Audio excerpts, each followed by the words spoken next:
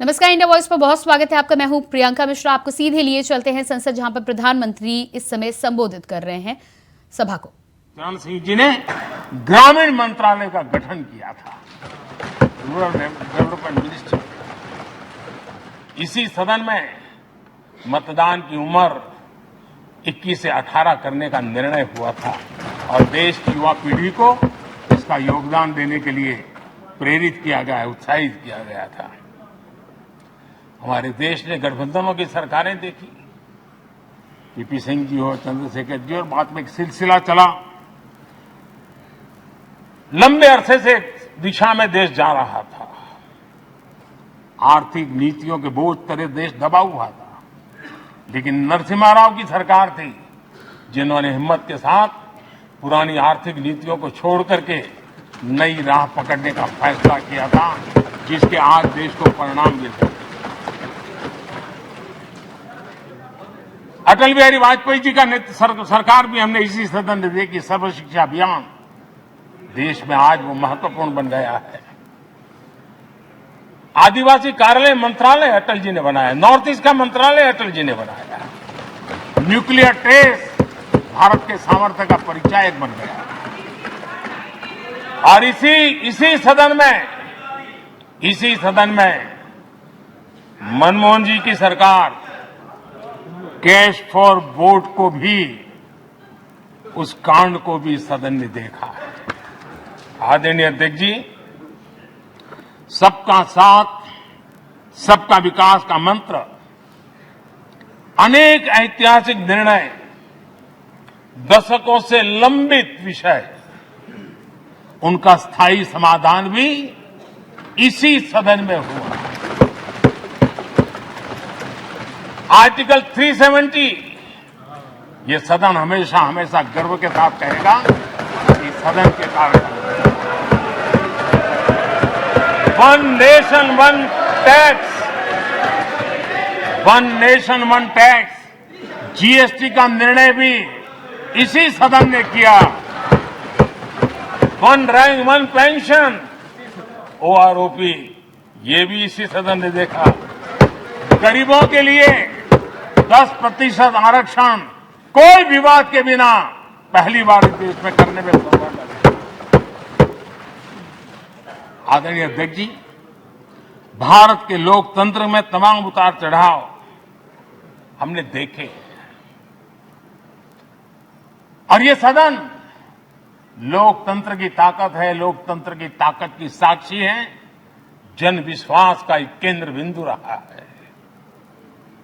इस सदन की विशेषता देखिए, और दुनिया के लोगों का आज भी ऐतराज होता है। ये सदन है जिसमें कभी 4 सांसद वाली पार्टी सत्ता में होती थी और 100 सदस्य वाली पार्टी विपक्ष में बैठती थी। ये भी सामर्थ्य इस सदन के लोकतंत्र की ताकत का परिचय कराता है। और यही सदन है जिसमें एक वोट से अटल जी की सरकार गई थी और लोकतंत्र की गरिमा को बढ़ाया था। ये भी इसी सदन में हुआ।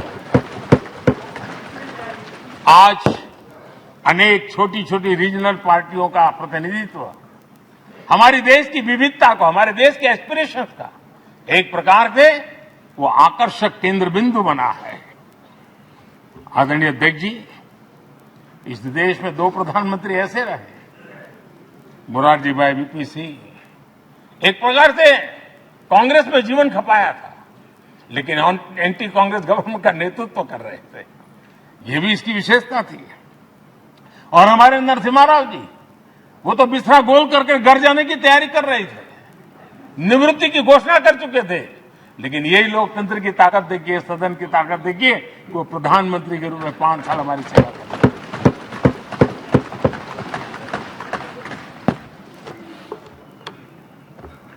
आदरणीय अध्यक्ष जी,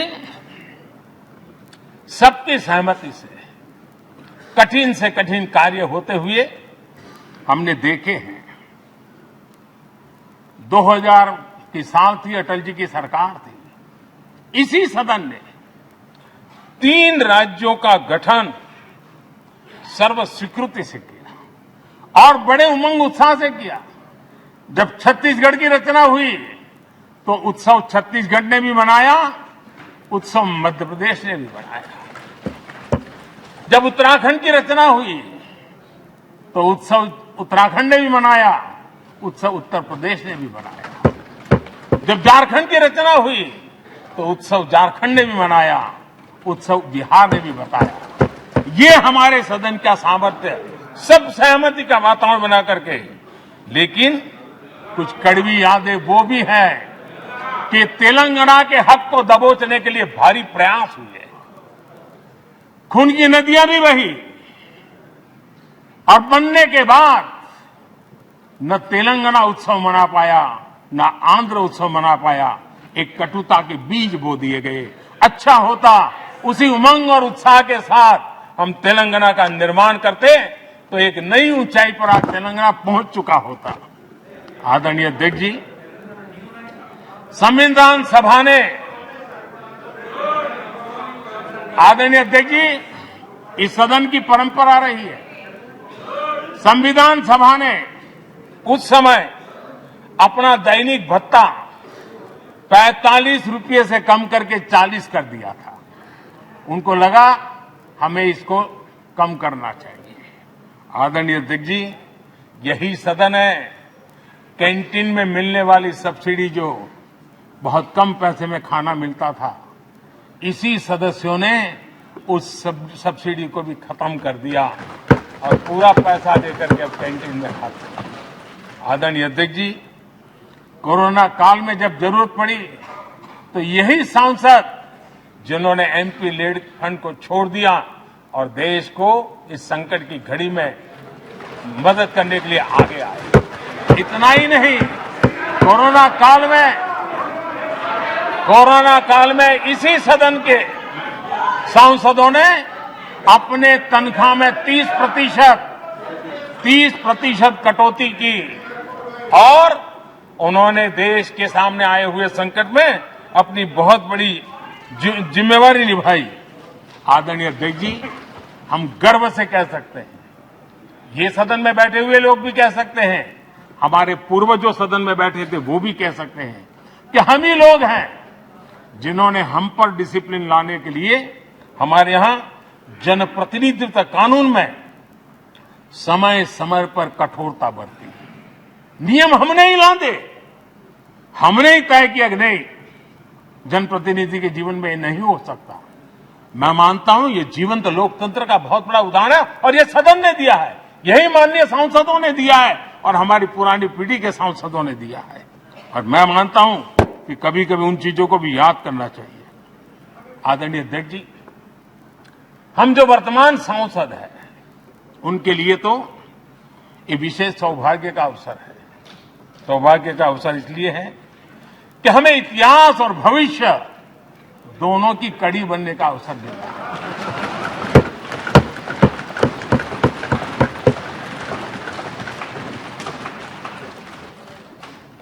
कल और आज से जुड़ने का हमें अवसर मिल रहा है और आने वाली कल निर्माण करने का एक नया विश्वास, नया उमंग, नए उत्साह के साथ हम यहां से विदाई लेने वाले हैं।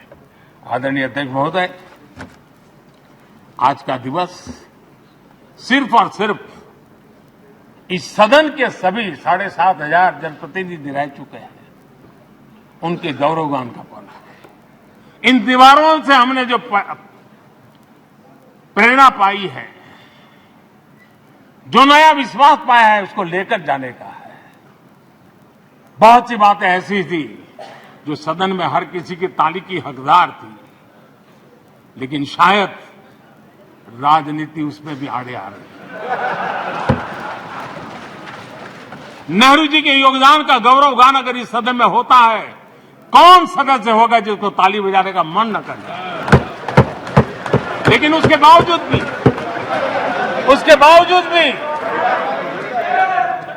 बावजूद भी देश के लोकतंत्र के लिए बहुत जरूरी है हम सब ने अपने यहां सोच लें।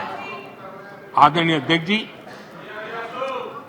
मुझे पूरा विश्वास है कि आपके मार्गदर्शन में और इस अनुभवी माननीय सांसदों के सामर्थ्य से हम नई संसद में जब जाएंगे तो नए विश्वास के साथ जाएंगे मैं फिर एक बार आज पूरा दिवस आपने इन पुरानी स्मृतियों को ताजा करने के लिए दिया, एक अच्छे वातावरण में सबको याद करने का मौका दिया। इसके लिए मैं आप सबका आपका हृदय से आभार व्यक्त करता हूं और मैं सभी सदस्यों से आग्रह करूंगा कि अपने जीवन की ऐसी मधुर यादों को यहां हम जरूर व्यक्त करें ताकि देश तक पहुंचे कि सचमुच में ये हमारा सदन, ये हमारे जनप्रतिनिधियों की गतिविधि सच्चे अर्थ में देश को समर्पित है, इसका भाव लोगों के तक पहुंचे। इसी एक अपेक्षा के साथ मैं फिर एक बार इस धरती को प्रणाम करता हूं, इस सदन को प्रणाम करता हूं। भारत के मंदिरों से बनी हुई हर एक दीवार के हर एक ईंटे को प्रणाम करता हूं और पिछले 75 साल में भारत के लोकतंत्र को नया सामर्थ्य शक्ति देने वाले हर गुंज को, उस नाद ब्रह्म को नमन करते हुए मेरी वाणी को विराम कर देता हूं। बहुत बहुत धन्यवाद। माननीय सदस्यगण, माननीय प्रधानमंत्री जी ने इस सदन की सीख, अनुभव, यहाँ की प्रेरणा, यहाँ की गूंज के बारे में व्यक्त किया है। मैं ये अपेक्षा करूंगा कि आज का दिन इसी तरीके से सकारात्मक वातावरण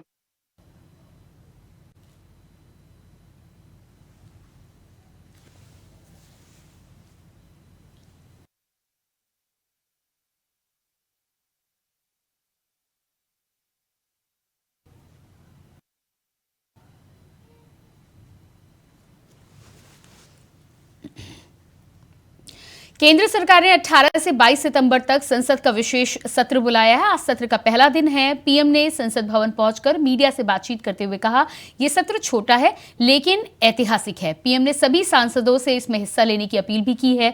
प्रधानमंत्री मोदी ने कहा कि रोने धोने के लिए आगे भी समय है। मून मिशन की सफलता,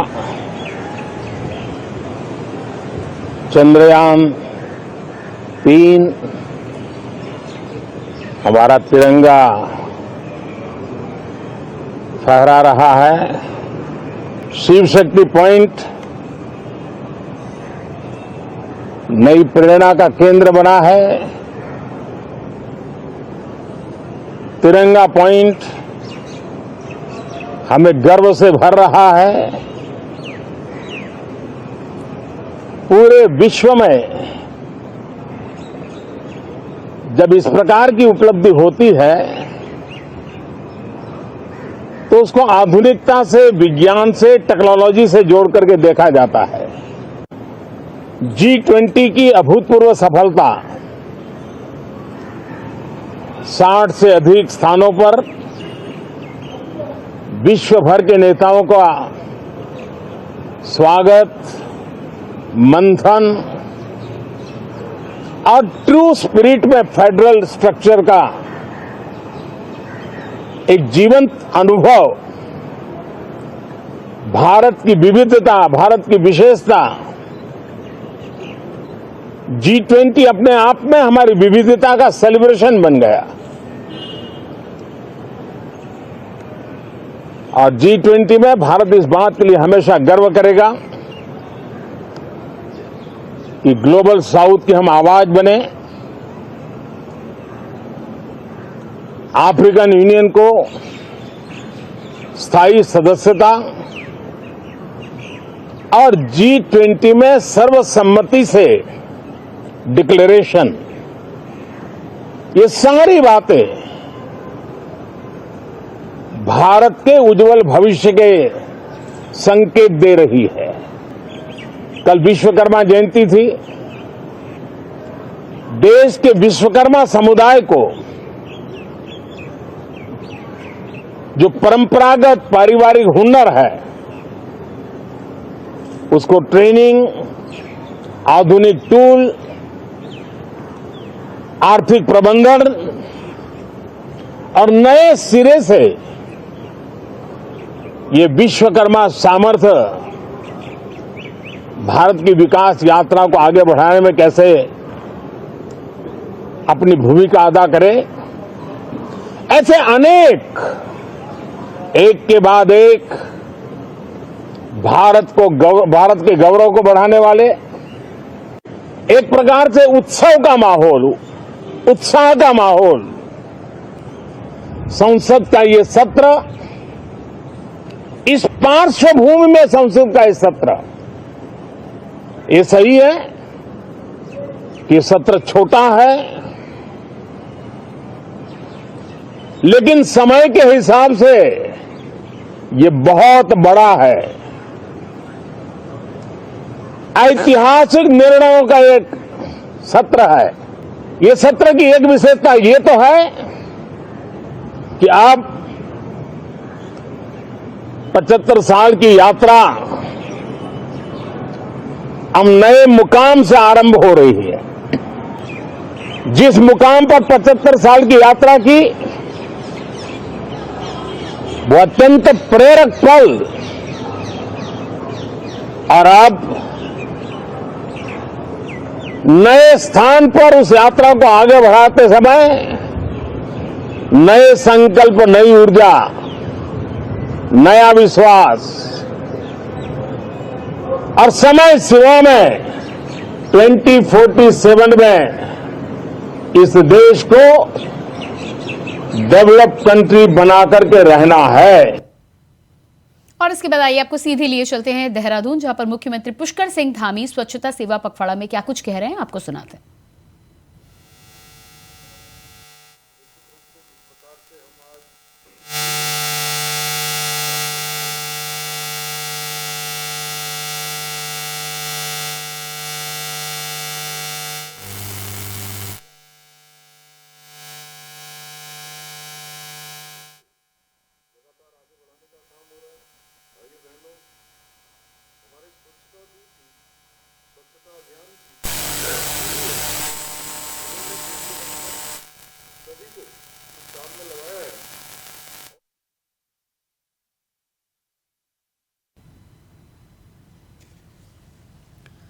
तो तस्वीरें आप देख पा रहे हैं, देहरादून की ये तस्वीरें। मुख्यमंत्री पुष्कर सिंह धामी स्वच्छता सेवा पखवाड़ा 2023 कार्यक्रम में हिस्सा ले रहे हैं। पखवाड़े का शुभारंभ और सम्मान समारोह कार्यक्रम इस समय चल रहा है। कार्यक्रम में सीएम पुष्कर सिंह धामी पहुंचे हैं, लोगों को संबोधित कर रहे हैं। साथ ही साथ स्वच्छता को लेकर जिस तरह से भारत सरकार के साथ ही साथ प्रत्येक राज्य में विशेष ध्यान दिया जा रहा है, लोगों को इस बारे में जागरूक किया जा रहा है, ऐसे में आज के इस विशेष पखवाड़ा में भी मुख्यमंत्री लोगों को संबोधित करते हुए दिखाई दे रहे हैं।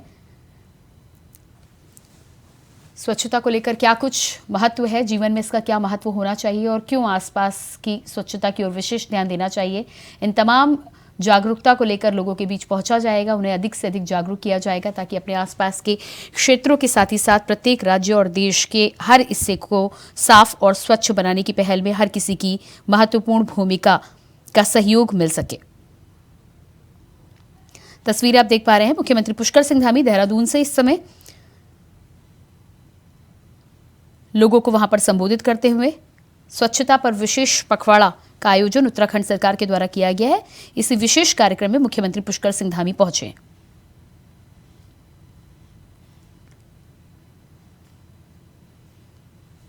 देहरादून से सीधी तस्वीरें आप देख पा रहे हैं।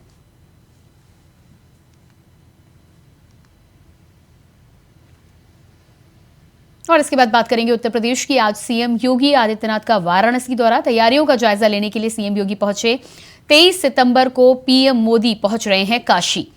तो आपको बता रहे हैं खास जानकारी, 23 सितंबर को प्रधानमंत्री मोदी काशी पहुंच रहे हैं, जहां पर सीएम योगी आदित्यनाथ आज पहुंचे हैं तैयारियों का जायजा लेने के लिए। आज सीएम योगी का वाराणसी दौरा, 23 सितंबर को पीएम मोदी पहुंच रहे हैं काशी। तैयारियों का जायजा लेंगे सीएम योगी आदित्यनाथ। तैयारियों का जायजा लेंगे सीएम योगी आदित्यनाथ।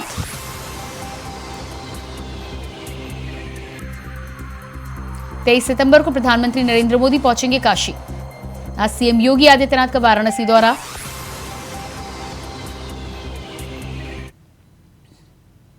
यूपी के सीएम योगी आदित्यनाथ रविवार को गोरखपुर पहुंचे। विकास और जन कल्याण के लिए कानून व्यवस्था पर बोलते हुए उन्होंने कहा कि कानून संरक्षण के लिए है, कानून को बंधक बनाकर व्यवस्था में सेंध लगाने का प्रयास करने की इजाजत किसी को नहीं है। कानून सुरक्षा के लिए है। अगर किसी ने बहन बेटी के साथ छेड़खानी की तो अगले चौराहे पर उस शोहदे का इंतजार यमराज कर रहे होंगे। साथ ही साथ लोगों ने पहले कहा है कि कानून प्रत्येक नागरिक को सुरक्षा प्रदान करेगा, लेकिन राह चलती हुई किसी बेटी के साथ अगर किसी ने छेड़छाड़ करके उसकी सुरक्षा में सेंध लगाने का कार्य किया तो अगले चौराहे पर उस ओहदे का इंतजार यमराज कर रहा होगा। उसको फिर यमराज के यहां भेजने से कोई रोक नहीं पाएगा। और इसलिए भाइयों बहनों, आज के इस अवसर पर एक और जहां हमें सुरक्षा का बेहतरीन वातावरण देना होगा, कानून संरक्षण के लिए है। कानून को बंधक बना करके कोई व्यक्ति किसी की सुरक्षा पे सेंध लगाने का प्रयास न करे। नोएडा में जिला अस्पताल में प्रबंधन की लापरवाही सामने आई है, जहां अस्पताल में अचानक लिफ्ट बंद हो गई। लिफ्ट बंद होने से आधे घंटे तक बच्ची और महिलाएं समेत आधा दर्जन लोग लिफ्ट में फंसे रहे। बता दें कि लिफ्ट में फंसे लोगों में से 2 दिल के मरीज भी बताए जा रहे थे। वहीं आधे घंटे के बाद मौके पर पहुंचे मेंटेनेंस कर्मचारी ने लिफ्ट में फंसे लोगों को बाहर निकाला है। नोएडा में इन दिनों इस तरह की घटनाएं काफी बढ़ गई हैं। बीते दिनों भी पैसेंजर लिफ्ट वाले हादसे में 8 लोगों की मौत की खबर सामने आई थी, जिसके बाद फिलहाल इससे कोई सबक नहीं लिया गया है। ऐसे में बड़ा सवाल यह है कि ऐसे गंभीर हादसे होने पर जिम्मेदार कौन है।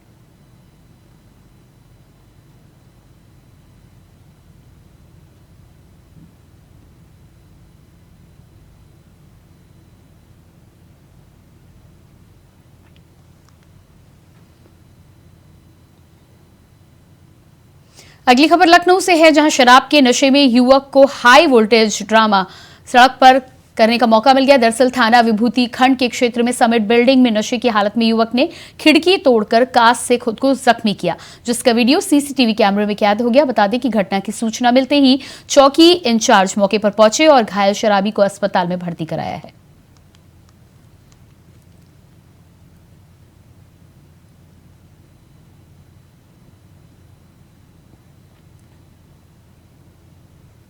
उत्तर प्रदेश पुलिस ने नाइजीरियन गैंग के 3 साइबर ठग अपराधियों को गिरफ्तार किया है। बलिया के सेहतवार के रहने वाले युवती से 32 लाख रुपए की ठगी करने के मामले में पुलिस ने आरोपियों को गिरफ्तार किया है। दरअसल युवती से लॉरेंस माइकल नाम के व्यक्ति ने सोशल मीडिया पर दोस्ती कर शादी में महंगे गिफ्ट देने के नाम पर 32 लाख की ठगी की गई। आपको बता दें कि अपराधी स्टूडेंट और मेडिकल वीजा पर यहां रह रहा था। सोशल मीडिया पर फेक आईडी बनाकर दोस्ती की, महंगे गिफ्ट के नाम पर साइबर ठगी की घटना को अंजाम दिया गया है।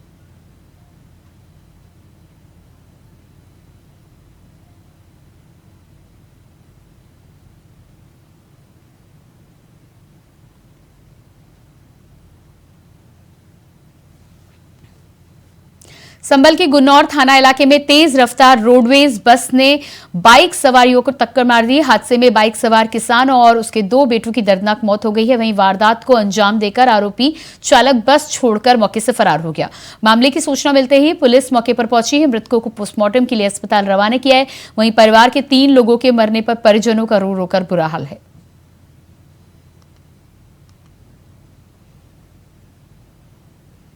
और इसी के साथ फिलहाल इस बुलेटिन में इतना ही। खबरों के लिए बने रहिए इंडिया वॉइस के साथ। नमस्कार।